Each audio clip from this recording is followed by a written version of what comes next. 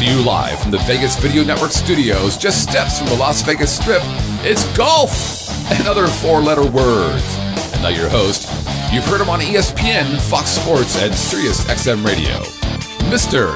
Dennis Silvers.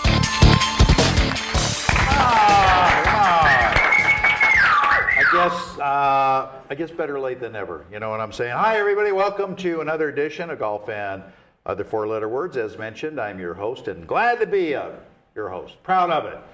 Dennis Silvers, and we've got a great show in store for you tonight, so let's get right to it. I want to tell you a little bit about our very special guest sitting right next to me. Mike is the Director of Instruction for Walters Golf right here in Las Vegas, and also voted by Golf Magazine as one of their top 100 instructors, which is a big time deal. And Mike, before I formally introduce you, being a top 100 guy, what do you think the guy that's number 101 is thinking? yeah, kicking himself. Kicking himself. All right, let's give it up for my good friend, Mr. Mike Davis, right now. Okay. Welcome, buddy. Thank you. Glad you can. Great to be here. Glad you can make it. We're going to have a lot of fun tonight. Mike is very knowledgeable about the game of golf and about the golf swing in particular. So when we get to our last segment, Handicap Helper, he's going to help you. He's going to help me. We want your email questions. We want your live chat questions. And all right, I could just hear you. Well, Dennis, how do we get a hold of you? Well, this is how you get a hold of us. A little housekeeping. We've got email, of course, and that is simply golf@vegasvideonetwork.com. We've also got live chat, as I mentioned. You can go to vegasvideonetwork.com and hit that little live chat icon. Send in your question for myself or Mike. Also have a toll-free listener line, and that is simply 866-966-4599. It is right there on the screen. Okay? So we'd love to hear from you. Take your questions, suggestions, anything you want to throw our way. We're gonna handle it. We're gonna handle it. Let me take care of some business also and thank our strategic partners. Of course, you know I'm talking about AM 1400 KSHP. Friday night features 6 to 10 every Friday night. They replay all of the audio versions of all the great shows right here on Vegas Video Network. So if you're hanging out, driving the boulevard, going shopping, whatever, turn on AM 1400 on Friday nights. Check us out. Also, Golfer's Guide. Okay, great publication. America's largest golf publication, published regionally, as you know. They are very kind to show our shows on their homepage. Very cool. And you can simply find them at lasvegas.golfersguide.com. Okay, and they, of course, features various golf courses in your area, golf retailers, equipment outlets, and so on and so forth. So pick it up at your local muni or private club, whatever. You're familiar with Golfer's Guide. Absolutely. Good publication. Yeah. I've written some articles for them a couple of times. You have? Yeah. Okay. They've had inserts in there sometimes, but it's a great publication. It is a great publication. That does not surprise me. So there you go. We're going to have a lot with Mike. He's got a lot to say. We've got a lot to ask him. Before we get to our first feature, tournament scorecard, just came back from a great trip to Georgia, specifically Woodbine, Georgia, which is a place that's right next to the banks of the Cumberland River. It's about 30 miles from Jacksonville, Florida airport, called Cabin Bluff. Went there on a media trip, met some great other media people. Cabin Bluff, in case you haven't heard of it, is considered to be one of the finest retreat facilities in the nation. Okay, get this. Other than serving unbelievable Southern cuisine, they have shooting. Okay, they do quail. They do wild boar, they do wild turkey. You can go nature hiking and biking, kayaking, canoeing, and of course, you can play golf. Played a very unique golf course designed by Davis Love III. It's a 6-hole golf course, Mike, where you play it 3 times. You play it from different sets of tees to different pins on the green, and they could stretch this thing to 6,400 yards. It's very unique. It's really something special, and it was a lot of fun. Check them out. Just go to cabinbluff.com. You'll see what I'm talking about. But I did want to give them a nice shout out because they got some absolutely great people there. All right, time for our first segment with myself and Mike. And you know what we call it? We simply call it Tournament Scorecard.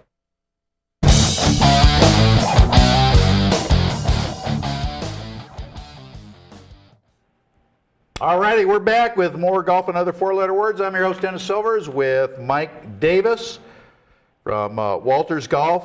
Steve Stricker. Unbelievable. Pulls off the very elusive three-peat, okay, and wins at the John Deere Classic on a course that yielded a lot of low scores, to say the least. Lots of great things happening to Steve Stricker because of his win as a result, and here's just a couple of them. Moves from number 9 to number 4 on the money list, Mike, with $3.371 million. World ranking, very important, went from number 5, and he stayed at number 5. So why win the tournament? If you're going to win a tournament, you don't move in the, the world. That seems kind of weird, but he's doing okay at number 5. FedEx Cup race at the end of the year. Moves from number 12 to number 2, which is important. Yeah, it's a big move. 1,673 points. Scrambling, this is a good one too. Moves from number 5 to number 1. And that is an important stat, scrambling. Yeah. He may be the best ever from wedge play in when you combine putting with it. I'm not sure who I put ahead of him. Very good. On all-time rankings. Absolutely very good. Another interesting thing, and we talked about this a couple times on the show with some other people, strokes gained putting. Moved from number 3 to number 1. And in case you folks out there are not familiar with that, that simply means, if he's hitting a shot into the green, as Mike just alluded to, if he's 25 yards, 50 yards, 75 yards, just off the green over a bunker and gets it up and down, for instance, or he gets it on the green too, but they track all that stuff. So moving to number 1 in strokes gained putting means he's getting it up and down an awful lot. He's hitting good shots. Yeah, he's getting it, you can't say enough about the short game, right? Phenomenal. Absolutely necessary part of the game. That is absolutely where the game is. Before we go on, you teach a lot of people, and you teach people of all different levels. Right. What do you tell them about the short game and how they should approach it, and your philosophy about the short game, because it is so important in the game of golf? The best way to explain it would be to say that pick their favorite sports team. What's your favorite sports team? Los Angeles Dodgers. The Dodgers. You're the coach of the Dodgers. And all of the strokes you might use around the green are the players on the team. Okay. Now, I don't want to do that. Somebody else, the Major League owns the Dodgers. Usually I say I'm the owner. Yeah. I don't want to go there. We aren't talking about that. But let's say I'm the owner and you didn't pick the Dodgers. I want you to practice all the players. If I show up at practice sometime and you got a couple players sitting on the bench, maybe your pitch shot isn't getting practiced today. Right. I paid money for that guy. Right. You got to practice him. So your obligation as the coach is to practice all the players. Exactly. And you want to develop options for different situations. You want to have a low shot that'll run, a higher one that'll stop. You want to work on a cut shot, maybe bunker shots, putting. And then when the game is played, you choose the player you like the most for the situation. So it's all about creating feel and control with different options, and then playing with feel, playing with what just comes up there. Absolutely. That was very well said. By the way, Mike, you could maybe be the owner of the Dodgers and go through bankruptcy, and this guy walked away, and I don't know, they're looking for an owner, aren't they? I know it. That's a good opportunity. Maybe the league owns it or something. Who would have thunk it? As they said, the dynasty that the Los Angeles Dodgers had. Just absolutely unbelievable. All right, tell you what we're going to do. We're going to step away, take a short station ID here, and when we come back with birdies and bogeys with Micah and myself, we got a couple of really, really good ones in this segment. You know what this is about, articles about the tour, the gossip, what's happening, some of the strange and unique stuff. So we're going to take a short station ID. Stay with us. We're back with you right after this for birdies and bogeys. Hi, I'm Chris Phillips from Talk Tales, and you're watching the Vegas Video Network. And if you stop by the studio, our producer Scott's going to buy everybody a drink.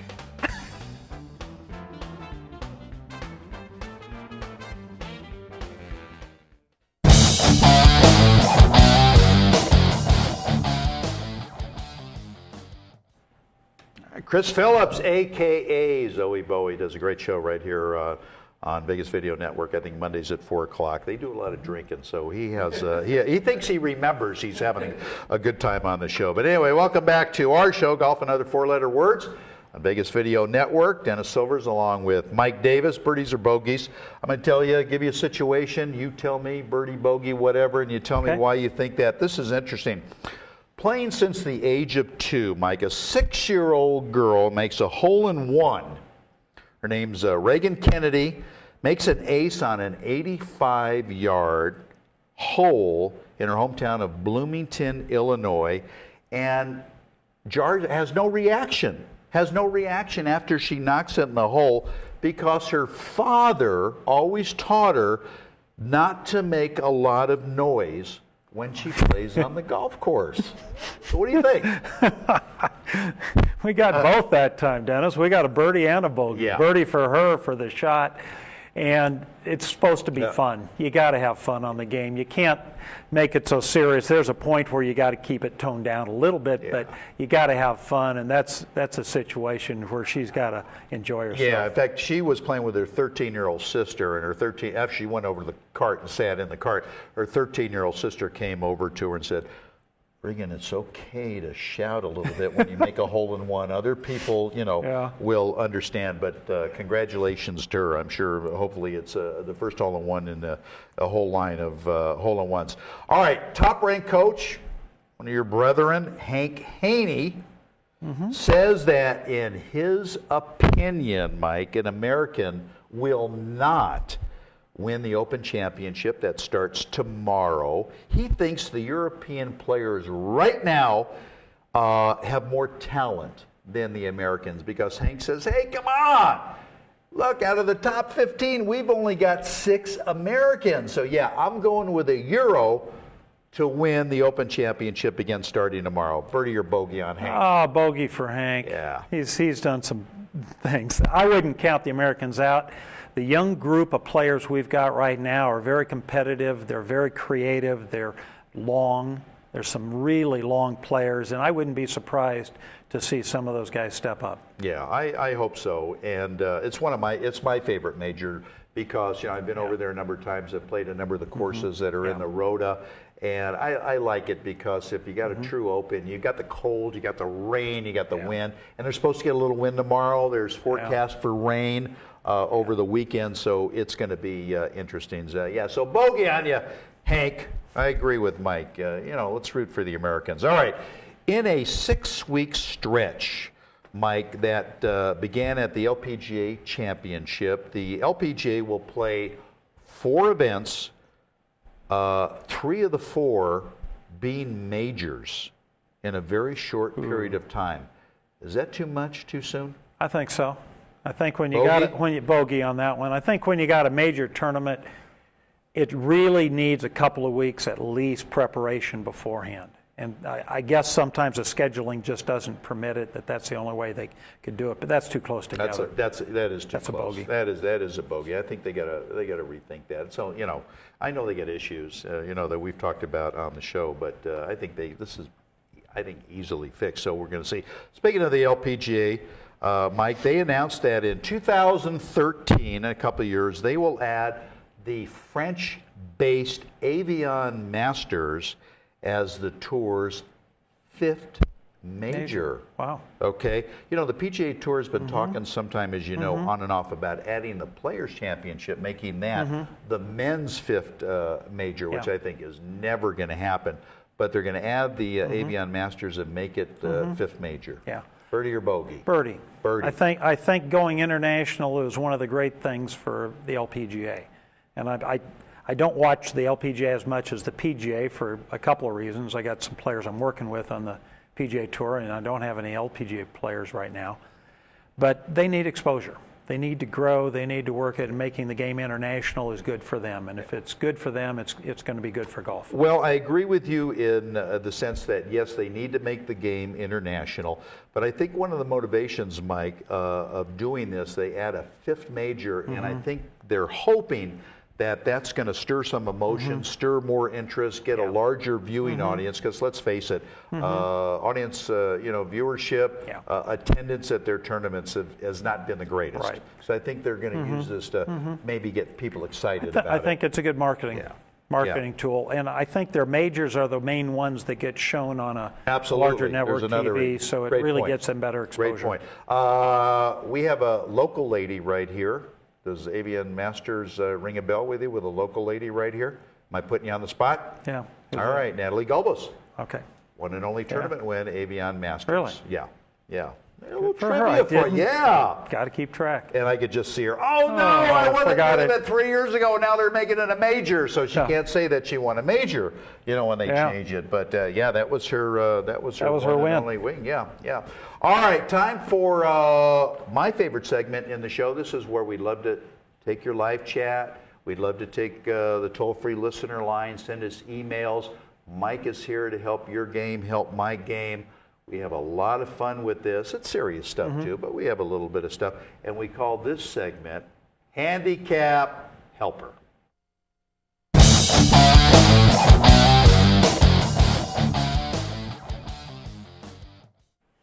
All right, welcome back, everybody. Handicap Helper, Mike Davis, Top 100 teacher by Golf Magazine. I'm not a Top 100 instructor. I'm a Top 100 television host. If that counts for anything, Dennis Silvers. Glenn, Mike, would like some clarification. I think this is a good question on the difference between rhythm and timing. I think it's an excellent question. Good question. Rhythm, and again, you'll get definitions, everybody would different. Rhythm, in my mind, is the overall tempo of the swing, how smooth it is going back and through. Timing is the sequence of motion of the body parts. So getting your legs to go at the right time compared to your arms, compared to the club, would be a timing in my mind. And you can have good timing with either a quicker rhythm or a slower rhythm. Right. Can you give us an example? And I'm thinking of one of my favorite players, a guy who's got quick timing, but also has great rhythm. A guy like Nicky Price. Nick Price, Ricky Fowler. My era, Lanny Watkins, very quick. And had great timing. And very quick swing, but great timing. Yeah. And there are probably more players that have a slower, smoother tempo that succeed, because I think it's a little harder when you're quick to get the timing. Yeah. But you can do it both ways. You can do it both ways, and those are three great examples of guys that have been very, very successful. Got a live chat question, Scott. Yep, Bill wants to know, he just received some hand-me-down clubs as a gift. How does he know if they're the right size for him? Good question.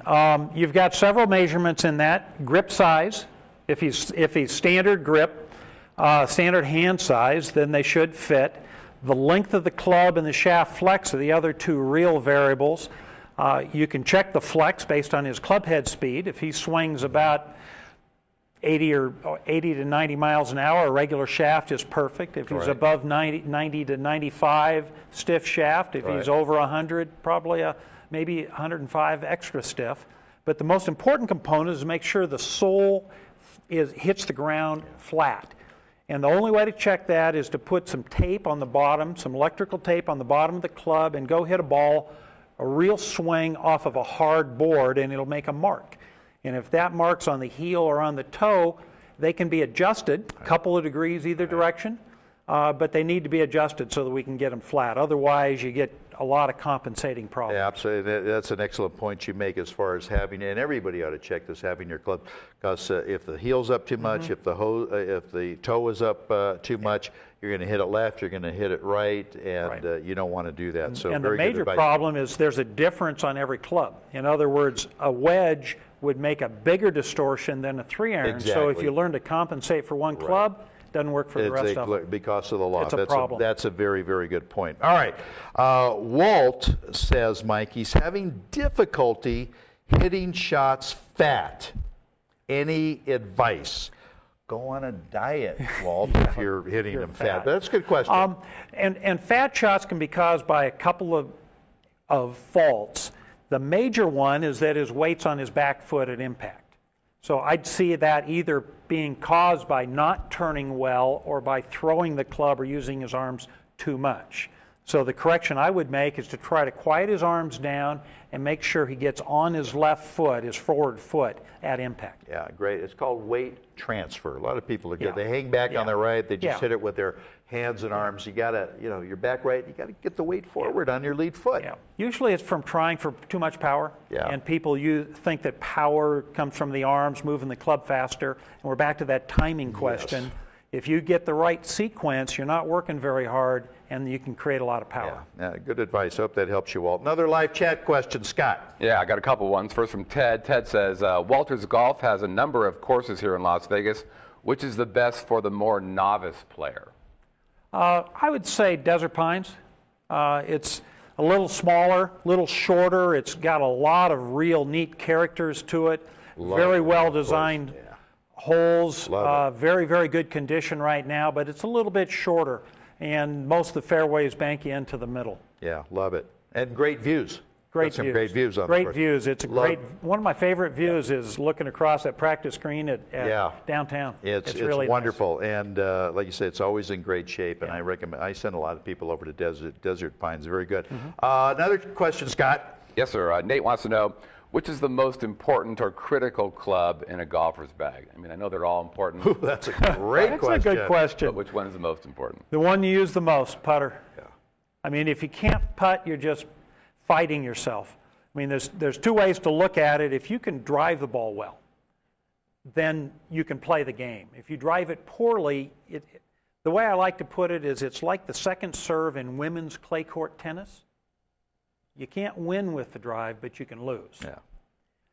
But if you can't putt, you're just going to be suffering forever. It's really where it's at. And that's where you can save strokes the fastest. Absolutely. It's the flat stick. There's no doubt about it. That's a good question.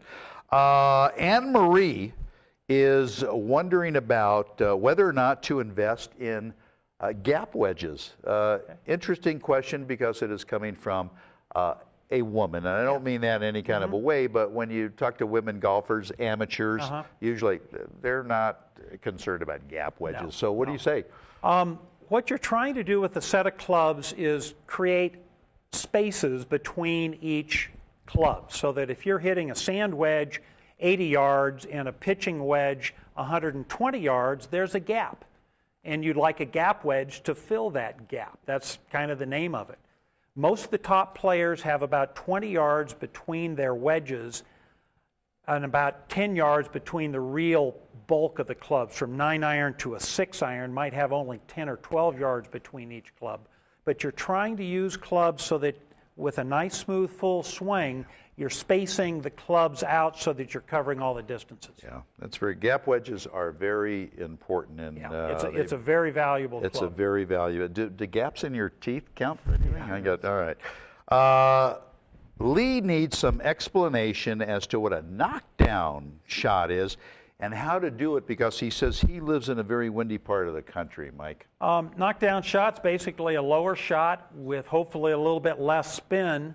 And we're trying to keep the ball either under something, under a limb, or I've had a lot of experience out of the trees, under branches, Oregon. Yeah.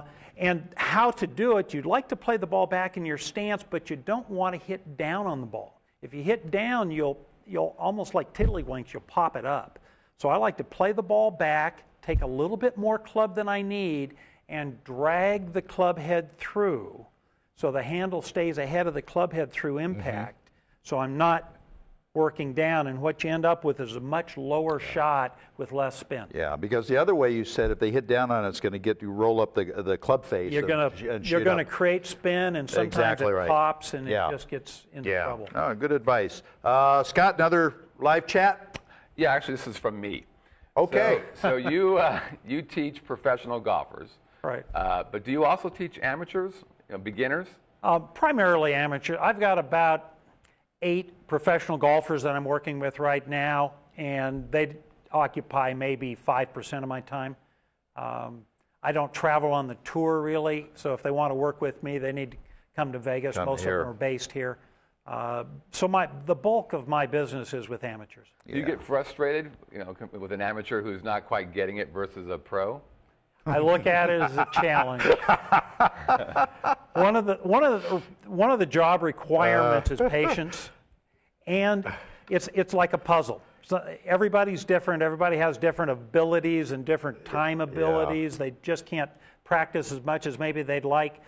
So that I look at it as, how can I help this person get this thing that they need in the time that they've got and the ability they've got. So it's always just another challenge for me. No, you know, and I've seen Mike teach enough. He's excellent, and he's got a lot of patience. You know, he'll come, even a professional player will come up and say, yeah, you got that okay. We'll get that next week, sure. You know, and anyway. Jamie says he's having trouble hitting high shots when needed. Any help? A lot of times high shots are really solid contact, but to hit it high, you need an upright swing, and you need solid contact, and you need club head speed. The people who hit it high played on the tour. You can think about Jack Nicklaus, Tom Watson, Greg Norman, all very upright swings. So whenever I want to hit it higher, I move the ball forward just a little bit. So I'm going to hit the ball at about the bottom of the arc, and I let my arms work up and up a little bit faster. The club's working up higher. Mike, real quickly, why do some people, when they pick up the game, naturally become a high ball hitter and some naturally become a low ball hitter? Why does that happen? It's a good question, because everybody's built differently. And one of my challenges in working with students is trying to find the swing that they can repeat the easiest. What swing? And sometimes it's swinging around more, sometimes it's swinging up and down more. Right. I've got, you know, some of the best golfers I work with right now. One guy, Andre Gonzalez, is on the tour, and he's got a very unusual swing. My son is working his way back out on the tour, and they played together, and Brian's got a very flat swing. Andre's very upright. Yeah, very upright. It's just finding the one that they can repeat the Right, best. exactly. Do you like that look, Andre? You know, former UNLV guy right here. He's got the long hair. He's got the beard. You like that look on him? For the reasons he's doing it, Andre's father died of pancreatic cancer, and he's doing it for Locks for Love, which is a charitable organization, a charity where they make wigs for kids who have cancer. Yeah, go Andre. Okay. He's a great young man. He is. It's a great a lot of idea. talent, too. Tremendous a lot of talent. Max says he wants to go to a short game school. Any recommendation? I only say this because Mike is a lead instructor for the Golf Digest school. So, but any recommendations on a short game school? Well, if you want to go to a short game school, Dave Pell's is a very good one. You can find some others. Most of the top schools offer a short game option. And if you want the social aspect and the travel and going somewhere else, that's a good idea. But honestly, you'd probably get more out of it to find a local instructor who's qualified and specialized on short game with him. Yeah, and they're right there in your backyard. You don't have to go anyplace. That's very good advice. All right, that's Handicap Helper. I sure hope that those questions that were answered helped everybody that sent them in, and he's the guy. I mean, it doesn't get any better than that. We got some golf, real good golf this week. Of course, PGA Tour and the European Tour kind of combining together, if you will. For the Open Championship, as we mentioned, that starts tomorrow at Royal St. George's in Sandwich, England. That's always a good one, our second major of the year. PGA Tour also, for the guys that aren't playing in the Open, PGA Tour has an event going on, the Viking Classic in Madison, Mississippi. LPGA Tour, no events. The gals are off. Champions Tour, no event. Nationwide Tour, however, is in action. The Chiquita Classic at TPC Rivers Bend, and that's in Mainville, Ohio. And whoever wins that tournament, it's a huge banana, you know, as a trophy. Chiquita Class. Okay, that wasn't good. Anyway, Mike, great job as always. I would be remiss. Who do you like to win the Open that starts tomorrow? You know, I like Bubba. You like Bubba? I like Bubba after the faux pas he made, and I think it was in France a couple of weeks ago. He's got unbelievable talent, the length to handle a course like that, the creativity to handle it, and I think he feels like he did some bad things and wants to make up for it. Wants to make up for it. Yeah, it could be. He's certainly got the talent. I'm going with Lee Westwood. I think he's coming in with a lot of confidence. He's overdue for a major. Yeah. Loves links golf, is used to that. He's got the imagination for links golf, as I said last week. Three things you need to win an Open Championship.